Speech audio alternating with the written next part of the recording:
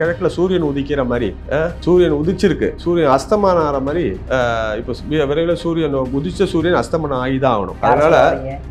அதனால நான் சூரியனை சொன்னேன்பா. ஓகே. அந்த குளத்தை முற்றிலுமாக அழித்து மண்மேடாக்கி அந்த குளத்துல வந்து ஷாப்பிங் காம்ப்ளெக்ஸ் கட்டியிருக்காங்க இந்த அறநிலைத்துறை. அது இன்னும் 5 அடி பள்ளத்துக்குள்ள இருக்கு கோவில். கோவிலையும் பாதி குறுக்கிட்டாங்க. நீங்க சன்னதி கிட்ட போனீங்கன்னாக்கா இந்த இடது பக்கம் மொத்தம் கடையை வந்து கடையோட பின்பக்கம் நம்ம நிற்கிறது கூட இடம் இல்லாம இருக்கு அந்த கோவில்.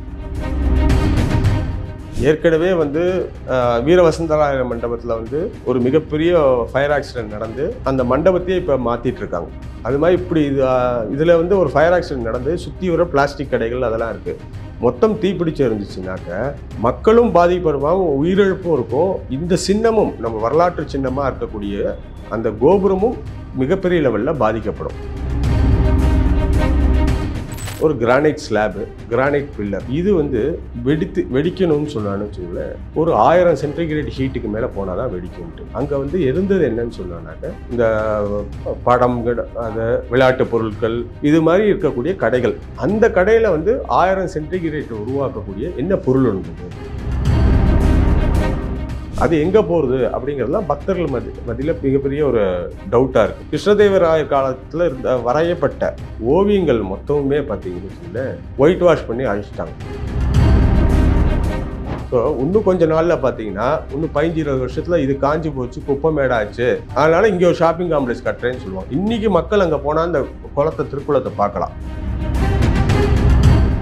ஸோ இது கோர்ட்டும் நல்லா செயல்படணும். கோர்ட்டுக்கு திருப்பி அவங்கள கேள்வி கேட்குறாங்க, திருப்பி குட்டுறாங்க. எவ்வளோ குட்டினாலும் நாங்கள் வந்து இப்படின்ட்டு போவோங்கிற மாதிரி போகும்போது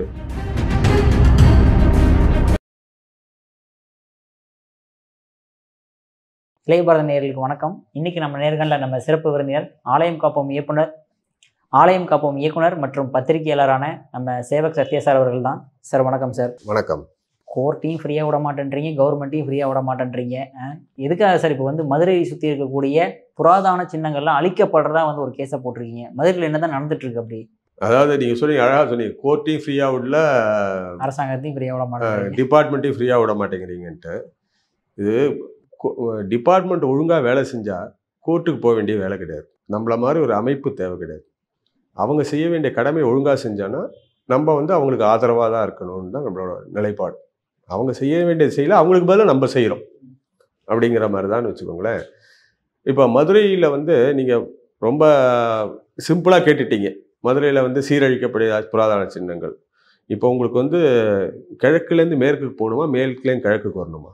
எப்படி போனாலும் ஓகே சார். ஏன்னா இதில் விஷயம், நம்ம தமிழ்நாட்டில் பார்த்தா நதியோட ஓட்டம் பார்த்தீங்கன்னு வச்சுக்கோங்களேன், எல்லாமே மேற்குலேருந்து கிழக்கு நோக்கம் இருக்கும், ரைட்டுங்களா? அதனால நம்ம வந்து சமுத்திரத்துலேருந்தே வந்து கிழக்குல சூரியன் உதிக்கிற மாதிரி, சூரியன் உதிச்சிருக்கு, சூரியன் அஸ்தமானம் ஆகிற மாதிரி. இப்போ விரைவில் சூரியன் உதிச்ச சூரியன் அஸ்தமனம் ஆகிதான் ஆகணும். அதனால நான் சூரியனை சொன்னேன்பா.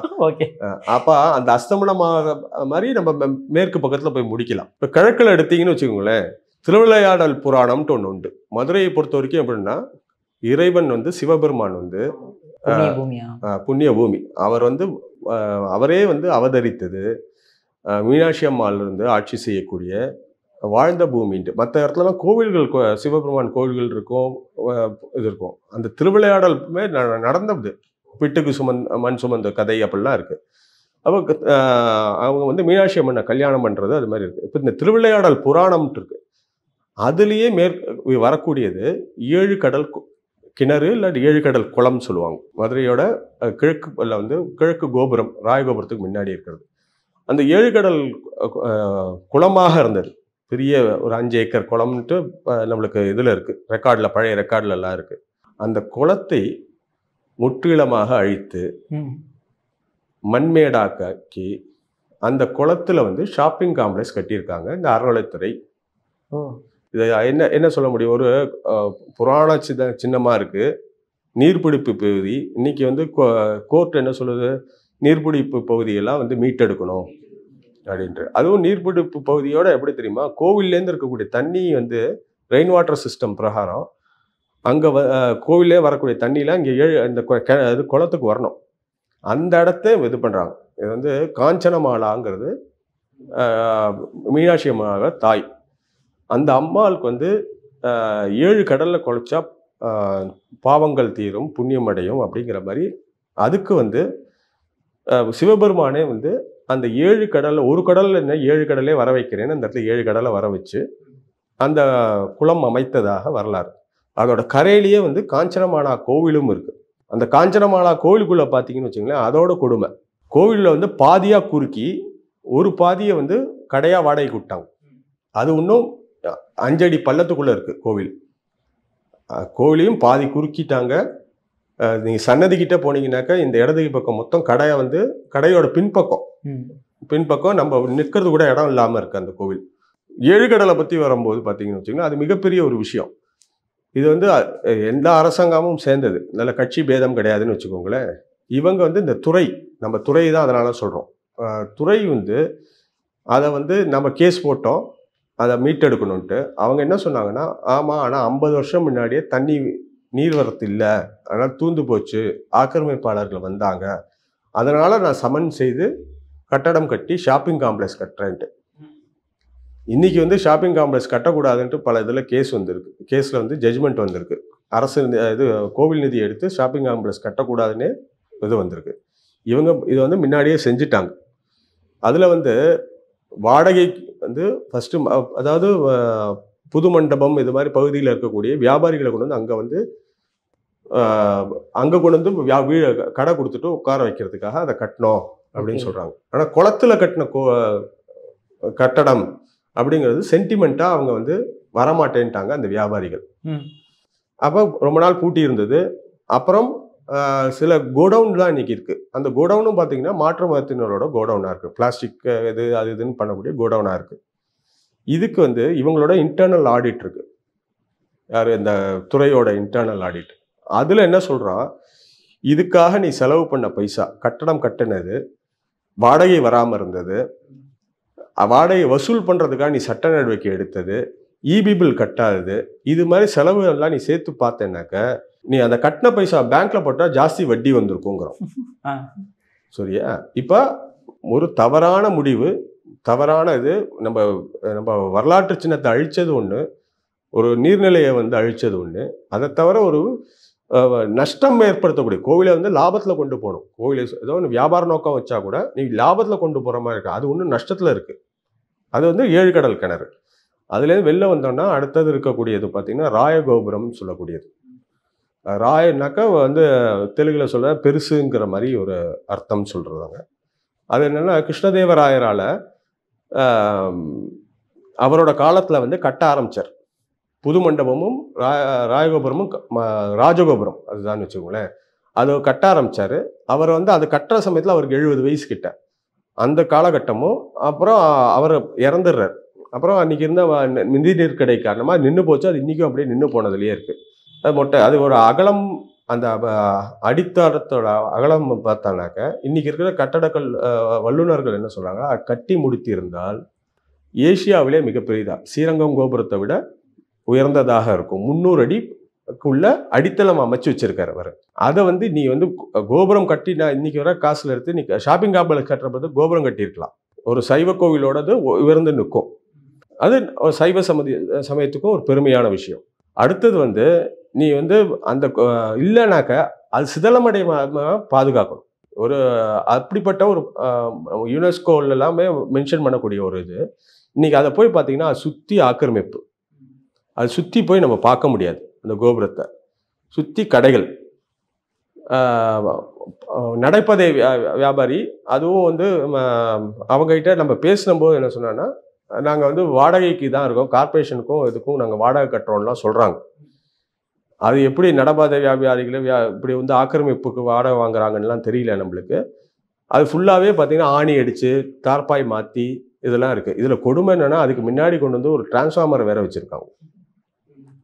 ஏற்கனவே வந்து வீரவசந்தராய மண்டபத்தில் வந்து ஒரு மிகப்பெரிய ஃபயர் ஆக்சிடென்ட் நடந்து அந்த மண்டபத்தையே இப்போ மாற்றிட்டு இருக்காங்க. அது மாதிரி இப்படி இதில் வந்து ஒரு ஃபயர் ஆக்சிடென்ட் நடந்து சுற்றி வர பிளாஸ்டிக் கடைகள் அதெல்லாம் இருக்குது. மொத்தம் தீப்பிடிச்சு இருந்துச்சுனாக்க மக்களும் பாதிப்படுவாங்க, உயிரிழப்பும் இருக்கும். இந்த சின்னமும் நம்ம வரலாற்று சின்னமாக இருக்கக்கூடிய அந்த கோபுரமும் மிகப்பெரிய லெவலில் பாதிக்கப்படும். அது மேலே ஏறி நின்று பார்த்தீங்கன்னாக்கா மதுரையோட இந்த பக்கத்துலேயும் அந்த பக்கம் வரைக்கும் அழகாக ஃபுல்லாக எல்லாத்தையும் பார்க்கலாம். அதுக்கு மேலே கம்பிலாம் போட்டு வச்சுருக்காங்க. ஆனால் அது ஏறுறதுக்கு வழி கிடையாது, எல்லாம் அந்த கடைகளாக இருக்குது. இது நம்மளுக்கு என்ட்ரன்ஸ் வரைக்கும் ராஜகோபுரத்துலேருந்து தான் நம்ம கோயிலுக்குள்ளே போகிறோம்னு வச்சுக்கோங்களேன். இதுக்கப்புறம் புது மடைத்தொட்டின்னு ஒன்று இருக்கும். இன்றைக்கி வந்து அந்த மடைத்தொட்டியை மூடியிருக்காங்க. மடைத்தொட்டி இருந்ததுக்கான சான்று பார்த்தீங்கன்னா, அதை எம்ஜிஆர் வந்து அவர் அந்த உலக தமிழ் மாநாடு வந்து 80களில் நடத்தினார். அப்போ மதுரையில் வந்தபோது அவரே வந்து அதை பார்த்துருக்கார். அதில் எப்படின்னா, கோவில்லேருந்து வரும் தண்ணி, அங்கே கோவிலில் இருக்கக்கூடிய மழை நீர்லாம் அங்கே வரும். வரும்போது அதில் வந்து 2 விதந்து. ஒன்று வந்து இந்த நான் சொன்ன 7 கடல் கிணறுக்கு போகக்கூடிய ஒரு வழியும், இன்னொன்று வலதை பக்கம் திருமலை நாயக்கர் இடத்துக்கு போகிறதுக்குடையும் இருந்தது.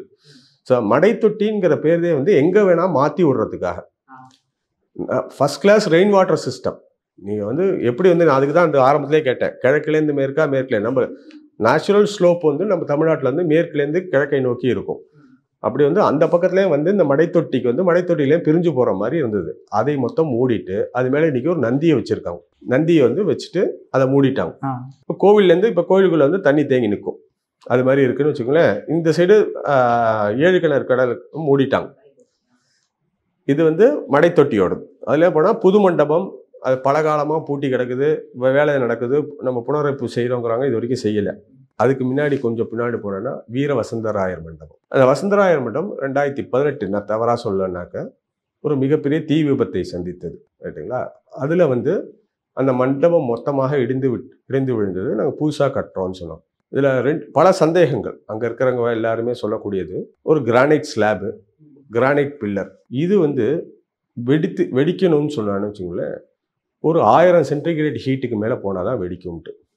அங்கே வந்து இருந்தது என்னன்னு சொன்னாக்க, கோவிலுக்குள்ளே நுழைஞ்சு போகிறவங்க இல்லை கோவில்ல வெளில வரவங்க சாமான், நம்ம கோவில்களில் இருக்கும் பாருங்கள், இந்த படம், அது விளையாட்டு பொருட்கள், இது மாதிரி இருக்கக்கூடிய கடைகள் இருந்தது. அந்த கடையில் வந்து 1000 சென்டிகிரேட் உருவாக்கக்கூடிய என்ன பொருள் இருந்தது? பல இந்து அமைப்புகள் அன்றைக்கி கேட்டாங்க. ஏன்னா அன்றைக்கி கடை வச்சுருந்தவங்க நிறையா பேர் மாற்று சமுதாயத்துக்காரங்க இருந்தாங்க. அன்றைக்கி இந்து அமைப்புகள்லாம் கேட்டிருந்தாங்க. அது பழைய பேப்பர்லலாம் கூட வந்துருந்தது. உள்ளுக்குள்ளே அப்படி என்ன கெமிக்கல் இருந்தது, என்ன ஒரு அப்படி பற்றி எறிய வேண்டிய அவசியம் என்ன அப்படின்ட்டு. இன்றைக்கி என்ன பண்ணிட்டாங்கன்னா, அது மொத்தத்தையும் பிரிச்சுட்டு பழைய தூண்கள் என்ன ஆச்சுன்னு தெரில, பழைய ஸ்லாப் என்ன ஆச்சுன்னு தெரில, மொத்தமாக வந்து நான் புதுசாக எல்லா இடத்துலையும் கொண்டு வந்து கட்டுறேன்னு சொல்கிறாங்க. அந்த பழமைங்கிறது ஆன்டிக்விட்டிம்பாங்க. எந்த ஒரு பொருளுக்குமே அந்த எவ்வளோ வருஷம் ஆகுதோ அவ்வளோக்கு அவ்வளோ மதிப்பு அதிகம். ஏன்னா இதில் நான் வந்து இந்த ஆன்டிக்விட்டிங்கிறதுல வந்து நிறையா விஷயம் மதுரையை சுற்றி நடக்கிறது. இந்த வீரவசந்தராயர் இன்னி வரைக்கும், இன்னைக்கு சமீபத்தில் நம்ம அமைச்சர் வந்து எனக்கு தெரிஞ்சு 4 மாதம் முன்னாடியோ இன்னும் செய்தியாளர்கள் கேட்டபோது, ஒரே மாதிரி கல் கிடைக்கிறத கஷ்டமாக இருக்குது, அதனால் நாங்கள் வந்து இதை தாமதமாகுது அப்படிங்கிறேன். ஆனால் வந்து அப்படி ஒன்று எல்லாம் இவங்க சொன்னது, ஆனால் உண்மையாக வந்து எல்லாமே டேமேஜ் ஆகலை, சிலது டேமேஜ் ஆச்சு. அப்போ எது டேமேஜ் ஆச்சோ அதை மட்டும்தான் நீ மாற்றணும். சரி, அப்படி மாற்றலை அப்படிங்கிறது பக்தர்களோட ஒரு மிகப்பெரிய குற்றச்சாட்டு. அந்த வழியாக இன்னும் போக முடியல, இன்னும் வேலை நடக்குதுன்னு தட்டி அடித்து தான் வச்சுருக்காங்க. அதுலேயும் உள்ளே போனோன்னா அடுத்தது பொற்றாமரை குளம். அந்த நக்கீரரோட அந்த நம்மளோட இதிலெல்லாம் திருவிளையாடல நக்கீரர் அந்த பொற்றாமரை குளத்துல தான் வந்து சிவன்டேருந்து இதாக நெற்றிக்கண்லேருந்து உழறாருங்கிறது சொல்லக்கூடியது. அதில் வந்து 2004-05 சமயத்தில் ஒரு 4-5 தூண்களில் கிராக் இருக்குது அப்படின்னு சொல்லிட்டு ஃபைண்டிங். ஏன்னா இதெல்லாம் யுனெஸ்கோ இல்லாமல் இன்வால்வ்டு, யுனெஸ்கோலாம் ஃபைண்டிங் பண்ணுறாங்க. அந்த இதில் வந்து அதை வந்து மாற்றுறதுக்கு மொத்தம் என்னோட இது கரெக்டாக இருந்ததுனாக்க 8 பில்லர் 8 தூண்கள் வந்து பாதிக்கப்பட்டது அப்படின்னு சொல்லியிருந்தாங்க. ஆனால் இவங்க என்ன பண்ணாங்கன்னாக்க, எப்படி இந்த வசந்தராயர் மண்டபத்தில் பண்ணுறாங்களோ அதே மாதிரி மொத்தமுமே சேர்த்துட்டு அதில் இருக்கக்கூடிய 114 பில்லரும் ஒன்றும் அது எல்லாத்தையுமே மாற்றுறாங்க, நல்லா இருக்கிறதையும் சேர்ந்து மாற்றுறாங்க. அப்போ பக்தர்களுக்கு சந்தேகம் வருது, ஏன் வந்து நீ 8 பில்லர் மட்டும் மாற்ற வேண்டியது, ஏன் எல்லாமே போகுது? அதில் 2 காரணம். நம்ம வந்து அந்த யுனெஸ்கோ ஃபைண்டிங்லேயும் பார்த்தீங்க, அந்த ரிப்போர்ட்லேயே பார்த்தீங்கன்னாக்கா அவன் சொல்லியிருப்பான், இதுக்கு காரணம் 2 விஷயம். ஒன்று இவங்க வந்து பொற்றாமரை குளத்துக்கு கீழே வந்து தண்ணி இறங்காமல் சிமெண்ட் போட்டிருந்தாங்க. அப்புறம் ஐஐடி வல்லுநர் குழுலாம் வந்துட்டு அதை அப்படி பண்ணக்கூடாது அப்படி சைடில் சீப்பேஜ் வந்துருச்சு. அதனால் அப்படி பண்ணக்கூடாது, கீழே வந்து மண்ணை மாற்றி பூமிக்கு தண்ணி இறங்குற மாதிரி நீங்கள் பண்ணணும் அப்படிங்கிறலாம் சொன்னாங்க. அதுக்கேற்றாப்புல அவங்க மாற்றினாங்க. இன்னொன்று வந்து அந்த ஸ்லாபுக்கு மேலே திருப்பி காங்கிரீட் மேலே காங்கிரீட் போட்டு கனத்தை கூட்டிட்டாங்க. அப்போ அன்றைக்கி இருந்த நம்ம ராஜாக்கா அவங்க வந்து வச்சது வந்து ஒரு உதாரணத்துக்கு அந்த ஸ்லாபோடது 500 கிலோ ஸ்லாப்னு வச்சுக்குவோம். அதை தாங்கக்கூடியதை இவங்க கீழே தூண் வச்சுருப்பாங்க. இவங்க மேலே இன்னொரு 200 கிலோ ஏற்றினா என்ன ஆகும்? வெயிட் தாக்காமல் கிராக்காது. ஸோ அதை உடச்சி எடுக்கணுங்கிற ரிப்போர்ட்லாம் சொன்னாங்க. அதில் வந்து அந்த தூண்கள் எதுவுமே வந்து திருப்பி செஞ்சது வந்து பழைய தூணோட இது மாதிரி இல்லை. புதுசாக பெயிண்ட் அடிச்சு விட்டு இது பண்ண அது மாதிரி தரம் ரொம்பவே தாழ்ந்திருந்தது. அதுவும் வந்து எப்படின்னா தினக்கூலியை வச்சு செஞ்சுருக்காங்க. அதில் வந்து அந்த அந்த கமிட்டிலேயே பார்த்தீங்கன்னா 15 பேர் உள்ள கமிட்டியில் 7 பேர் தான் உட்காந்துருக்காங்க. அது மாதிரி அதில் நிறையா குளறுபடிகள் இருக்குது. இதெல்லாம் ஏன் திருப்பி சொல்கிறோன்னா, இதே மதுரையில் பேர் தவறாக சொல்லணும்னா மதன கோபால் சுவாமி கோவில்ட்டு ஒன்று இருக்கு. அதில் இருக்கக்கூடிய அர்த்த மண்டபத்தோட மொத்தமாக பிரித்து யுஎஸ்ஏல ஃபிலடெல்ஃபியா யூனிவர்சிட்டியில் இதை அப்படியே அமைச்சிருக்காங்க. இதை இங்கே கொண்டு போய் அங்கே அமைச்சிருக்காங்க, பேரும் போட்டிருக்காங்க, மதுரை மதனகோபாலசாமி கோவில் அர்த்த மண்டபம்ட்டு. என்ன ரீசன்? அதான் இது ஆன்டிக்விட்டி. ஓகே. இது வந்து ஒரு இடத்துலையும் வாங்கிட்டு போகிறாங்க. இது மாதிரி இது எங்கே இந்த கல்லை கொண்டு போய் இவங்க எங்கே ஆக்சுவலாக இவங்க வந்து இதெல்லாம் மாற்றினாங்கன்னா இதை வந்து வேற இடத்துல காட்சி பொருளாக வைக்கணும். அதான் வந்து ஓப்பன்னஸ், ஓப்பனாக செயல்படுறதுன்னு சொன்னோன்னா, இந்த பொருளை எடுத்துட்டோம், இதை கொண்டு போய் இங்கே காட்சி பொருளாக வைக்கிறோம், இந்த இடத்துல இந்த தூண் அதை வைக்கணும்ன்ட்டு. ஆனால் அதை செய்யறது கிடையாது. அந்த தூண்கள் எங்கே இருக்குன்னு கேட்டானா அதுக்கு சரியான பதில் கிடையாது. இப்படி மதுரையில் வந்து நம்ம பாதி தூரம் வந்திருக்கோம். இதே மாதிரி ஆயிரங்கால் மண்டபத்துக்குள்ளே பார்த்தீங்கன்னு வச்சுங்களேன், வித்தவுட் எனி டெக்னிக்கல் ஐடியா இல்லாமல் பழைய கிரானைட்டுக்கு மேலே 1 அடி ஹைட்டு தூக்கிட்டான். பாதி தூண் மறைஞ்சு போச்சு. அதுவும் யுனெஸ்கோ ரிப்போர்ட்டில் மென்ஷன் பண்ணி உடச்சி எடுத்து திருப்பி பண்ணணும்னு சொல்லியிருக்காங்க. ஸோ இந்த அதிகாரிகள் யாருமே வந்து இந்த நோக்கம் இது தெரிஞ்சு செய்கிறாங்களா இல்லை வந்து ஏதோ ஒரு தவறுக்காக இதெல்லாம் செய்கிறாங்களாங்கிறது. ஏன்னா பல இடத்துல பார்த்தோன்னா இந்த ஆன்டிக்விட்டி பொருள்களுக்கு நிறையா வேல்யூ இருக்குது. ஆமாம், அது எங்கே போகிறது அப்படிங்கிறதுலாம் பக்தர்கள் மத்தியில் மிகப்பெரிய ஒரு டவுட்டாக இருக்குது. அங்கே அதே மாதிரி இப்போ இது வந்து ஆன்டிக்விட்டி சொன்னான்னு வச்சுக்கோங்களேன், கிருஷ்ணதேவராயர் காலத்தில் இருந்த வரையப்பட்ட ஓவியங்கள் மொத்தமுமே பார்த்தீங்கன்னு வச்சுங்களேன் ஒயிட் வாஷ் பண்ணி அழிச்சிட்டாங்க. இது எவ்வளோ புராதனமான விஷயம், அதை பாதுகாக்க வேணும். அப்போ இது வந்து ஒவ்வொன்றா போகும்போது அந்த அப்புறம் பின்பக்கத்தில் பார்த்தீங்கன்னா அன்னக்குழி மண்டபம்ட்டு, அன்னக்குழி மண்டபம்ங்கிறது திருப்பி திருவிளையாடல் புராணம். அதில் போய் பார்த்தீங்கன்னாக்கா அங்கே வந்து இவருக்கு மீனாட்சி அம்மன் கல்யாணம் முடிஞ்ச உடனேயும் சிவபூதங்கள்லாம் அங்கே தான் உட்காந்து அந்த அன்னக்குழி, அதுக்கு தான் அவங்க சைஸுக்கு அந்த குழியில் போட்டு சாப்பாடு கலந்து சாப்பிட்டதாக ஐதீகம். இன்றைக்கி அங்கே இருக்க போய் பார்த்தீங்கன்னு வச்சுக்கோங்க, அதை வந்து மொத்தமாக அந்த மண்டபத்தை இழிச்சு இன்னைக்கு பில்லா தங்கும் விடுதியாக்கிட்டாங்க. பில்லா அவங்க பில்லா ஸ்பான்சர் பண்ணி கட்டி கொடுத்துருக்காங்கன்ட்டு தங்கும் விடுதியாக்கிட்டாங்க. அதில் இன்றைக்கி இருக்கிறது அங்கே 2 யானை, இது அதுவும் பாதி மூடின லெவலில் இருக்குது. ஸோ நம்ம பழமை எல்லா இடத்துலையுமே அழிக்கப்பட்டுட்டு வந்திருக்கு மதுரையில். இதை சுற்றி அதுதான் சொன்னது, நம்ம சீரழிக்கப்படும். இந்த இன்னும் கொஞ்ச நாள் இப்படியே போச்சுன்னு சொன்னான்னா அது 1000 காலத்து கோயில் 2000 காலத்து கோயிலுங்கிறதுக்கு உள்ள சூடுகளே இல்லாமல் மொத்தமாக எல்லாமே புது பொருள்களாக மாற்றிருப்பாங்க. அன்றைக்கி இருந்த குவாலிட்டி ஆஃப் பொருள் இன்றைக்கி இருக்கான்னு பார்த்தீங்கன்னா கிடையாது. ஏன்னா இவங்க செய்கிறது வந்து குவாலிட்டியான வேலையும் கிடையாது. இப்போ இதுக்கு எப்படி நம்ம இன்னைக்கு நேரடியாக பார்க்கலான்னு வச்சா, மதுரையோட கிழக்கு முகத்தில் வந்தாலும் பெருமாள் கோயில் குளம்னு ஒன்று இருக்குது. அதுக்கு அந்த லோக்கல்லே சட்ட போராட்டங்கள், ஏன்னா சுற்றி இங்கே மயிலாப்பூரில் எப்படி அந்த குளத்தை சுற்றி கடைகள் இருக்கோ அங்கேயும் குளத்தை சுற்றி ஆக்கிரமிப்பு கடைகள் இருக்குது. அதெல்லாம் எடுக்கணும்னு சொல்லி கேஸ் போட்டு அது ஜெயிச்சுட்டு அதை இத்தனை காலக்கெடுக்குள்ளே எடுக்கணும்னு இப்போ ஒரு ஆர்டர் கூட வந்திருக்கு. அந்த கோவிலில் போய் பார்த்தீங்கன்னா காஞ்சு கிடக்கும். அது முன்னாடி ரெயின் வாட்டர் சிஸ்டம் பிரகாரம் மழை தண்ணீர் வர வேண்டியது. ஆனால் இன்றைக்கி வந்து என்ன ஆகுது, அதுக்குள்ளே சாக்கடை விட்டுருக்காங்க மாநகராட்சியை. அதில் வந்து பெருமாள் வந்து கூடலழக பெருமாள் வந்து வருஷத்துக்கு ஒரு தாட்டி அங்கே தீர்த்தவாரிக்கு வருவார். அது காஞ்சி போய் கிடக்குது. ஸோ இன்னும் கொஞ்சம் நாளில் பார்த்தீங்கன்னா இன்னும் 15-20 வருஷத்தில் இது காஞ்சி போச்சு, குப்பை மேடாச்சு, அதனால இங்கே ஒரு ஷாப்பிங் காம்ப்ளெக்ஸ் கட்டுறேன்னு சொல்லுவாங்க. இன்றைக்கி மக்கள் அங்கே போனால் அந்த திருக்குளத்தை பார்க்கலாம்.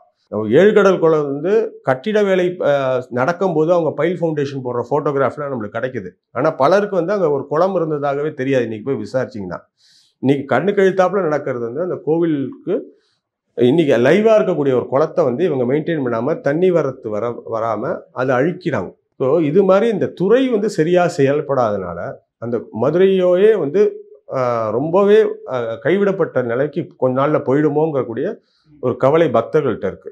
இப்போ இன்னொரு சமீபத்தில் ஒரு செய்தி வந்தது, வடக்கு கோபுரம் இருக்கு, வடக்கு கோபுரத்தில் 100 மீட்டரில் வந்து மெட்ரோ ட்ரெயின் வந்து அண்டர் கிரவுண்டில் வரப்போகிறதாக, வடக்கு கோபுரத்துலேருந்து வடக்கு மாசி வீதியில் வந்து வழியாக மெட்ரோ ட்ரெயினுக்கு வந்து ப்ரப்போசல் கொடுத்துருக்காங்க அப்படின்னு சொல்லிட்டு.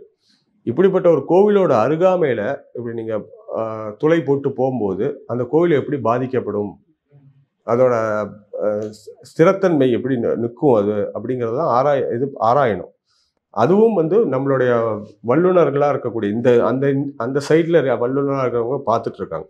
ஸோ தொடர்ந்து ஒரு ஆலயங்கள் வந்து நேரடியாக இப்போ ஒரு நேரடியாக பார்த்தீங்கன்னு வச்சுக்கோங்க, பக்தர் மேலே தாக்குதல்ங்கிறது வந்து கலெக்ஷன் பண்ணுறது, ஒவ்வொரு என்ன நீ அன்னதானத்துக்கு காசு கொடு, அன்னதான ஃபண்டு, இல்லாட்டி இதை 50 ரூபா 100 ரூபா 500 ரூபான்னு பெரிய கோயில் 500 ரூபாங்கிற மாதிரி இன்றைக்கி வந்து பிரேக் தர்ஷன் வரைக்கும் கொண்டு போய் நிறுத்தி அது மாதிரிலாம் வந்து வசூல் பண்ணுறதை தாண்டி இது மாதிரி கண்ணுக்கு தெரியாமல் துறைங்க அரசாங்கம் கையில் வச்சுக்கிட்டு இது மாதிரி நம்மளோட வரலாற்று சின்னங்களை அழைக்கிறாங்கங்கிறது தான் நம்மளோட குற்றச்சாட்டு. ஸோ அதனால தான் நம்ம வந்து செயல்பட வேண்டியிருக்கு. இவங்க பாதுகாத்தா நம்மளும் அவங்களுக்கு உறுதுணையாக இன்னும் நிறையா செய்யலாம். ஓகே சார், இப்போ நீங்கள் கோர்ட்டுக்கு போகும்போது கோர்ட்டு ஜட்ஜ்மெண்ட்ஸ்லாம் எந்த மாதிரி இருக்குது, இல்லை அவங்களும் ரொம்ப டிலே பண்ணுறாங்களா என்னங்க? இல்லை, கோர்ட்டை நம்ம வந்து டிலே பண்ணுறாங்க அது மாதிரி சொல்ல முடியாது. நிறையா இது விஷயங்களில் வந்து நம்மளுக்கு வந்து நீதிமன்றம் மூலமாக தான் நம்ம வந்து இதுக்கு தீர்வு காண முடியும். ரைட்டுங்களா? மக்கள் மன்றத்துக்கு மக்கள் வந்து புரிஞ்சுக்கிட்டு யார் தவறு செய்கிறாங்களோ அவங்க பக்கம் போகாமல் நல்ல சைடில் நிற்கணுங்கிறது மக்கள் மன்றத்தில். நீதிமன்றத்தில் வந்து சட்டத்தின் அடிப்படையில் நம்ம சொன்னோம்னாக்கா இருக்கும். அப்போ பல விஷயங்கள் பார்த்தீங்கன்னா இன்றைக்கி வந்து கோர்ட்டில் பெண்டிங் கேசஸ் எவ்வளவோ இருக்குது. ஸோ அதன் அடிப்படையிலையும் ஒரு ரிப்ளை கொடுக்க வேண்டியதில் வந்து டைமில் இவங்களாம் கொடுக்காம காலம் தாழ்த்தி நம்மளோட ரிப்ளை லெட்டரில் என்ன சொல்கிறாங்க, ஆமாம் அங்கே குளம் இருந்துச்சு 50 வருஷம் முன்னாடி, ஏன்னா நீ இதை பாதுகாக்க தான் நீ துறையே வந்த, அந்த குளத்தை மூடுறதுக்காக துறை வந்தீங்க, ஆனால் பாதுகாக்கிறது துப்பு இல்லாமல் வெக்கங்கட்டு போய் இவங்க சொல்கிறாங்க. அதே மாதிரி ராயகோபுரத்துக்கு வந்து நம்ம கேஸ் போட்டோம், இந்த ஆக்கிரமிப்புலாம் இது பண்ணணுன்ட்டு. அதுக்கும் என்ன வந்து கோர்ட் என்ன சொன்னதுன்னா 3 மாதத்துக்குள்ளே அந்த ஆக்கிரமிப்புலாம் எடுத்துட்டு மாநகராட்சியும் அறநிலைத்துறையும் ரிப்போர்ட் பண்ணணும்னு சொன்னாங்க. ஆனால் 3 மாதம், இன்றைக்கி 6 மாதம் ஆச்சு, 7 மாதம் ஆச்சு, 8 மாதம் ஆச்சு. துறையும் நடவடிக்கை எடுக்கலை, கார்பரேஷனும் நடவடிக்கை எடுக்கலை. நம்ம பிரின்சிபல் செக்ரட்டரிக்கும் 3 கடிதாசு இது வரைக்கும் அனுப்பிச்சாச்சு. அவங்ககிட்ட இது வரைக்கும் ஒரு முறை கூட வந்து ரிப்ளைங்கிறது வரல. ஸோ இது கோர்ட்டும் நல்லா செயல்படணும். கோர்ட்டு திருப்பி அவங்கள கேள்வி கேட்குறாங்க, திருப்பி குட்டுறாங்க. எவ்வளோ குட்டினாலும் நாங்கள் வந்து இப்படின்ட்டு போவோங்கிற மாதிரி போகும்போது என்ன பண்ண முடியும்? ஸோ மக்களும் புரிஞ்சுக்கணும். மக்கள் வந்து தங்களுடைய கோவில்களை காப்பாற்றுறதுக்கு அவங்க உள்ள கொள்ளை கொடுக்கணும். அந்தந்த பகுதியில் இருக்கக்கூடியது என்ன தவறு நடக்குது, இது மாதிரி என்ன வரலாற்று சின்னம் அழிக்கிறாங்களா, அப்போ மக்கள் வந்து கொண்டு வரணும். அமைப்புகள் நிறையா இருக்குது, நம்மள மாதிரி அமைப்புகள் இருக்குது. இந்த TR ரமேஷ், ரங்கராஜ நரசிம்மன், யானைராஜன், அட்வொகேட் ஜெகநாத், இது மாதிரி பல பேர் இருக்காங்க. பல பேர் சொல்ல முடியல. அந்தந்த பகுதியில் நிறைய பேர் வேலை செய்கிறாங்க. அவங்களோட இணைந்து என்னென்ன பண்ண முடியும், ஏன் பகுதியில் இருக்கக்கூடிய கோவில் அதில் வந்து இது மாதிரி அழிக்கிறாங்க. ஸோ அதை நம்ம என்ன பண்ண முடியும், காப்பாற்றுறதுக்கு நான் என்ன பண்ண முடியும் அப்படிங்கிறத பார்த்துட்டு எல்லாமே சட்டத்துக்குள்ளே உட்பட்டு நம்ம செயல்படணும். அப்படி செயல்பட்டானாக்கா பல கோவில்களை நம்ம காப்பாற்றணும். நம்ம கோவிலை காப்பாற்ற வேண்டியது நம்மளோட கடமை. ஆமாம், உங்களை மாதிரி ஆட்கள்லாம் இருக்கிறனால தான் சில விஷயங்களை வந்து பாதுகாக்க முடியுது. இல்லைனா கன்ஃபார்மாக நீங்கள் சொன்ன மாதிரி எல்லாத்தையும் அழிச்சு முடிச்சுட்டு மூடி வச்சுட்டு எல்லாம் காம்ப்ளெக்ஸாக தான் இருக்க முடியும், பார்க்க முடியும் சார். சார், உங்கள் பொன்னான நேரத்தை இளைய பாரதம் எழுதுறதுக்கு மிக்க நன்றி சார். மிக்க நன்றி.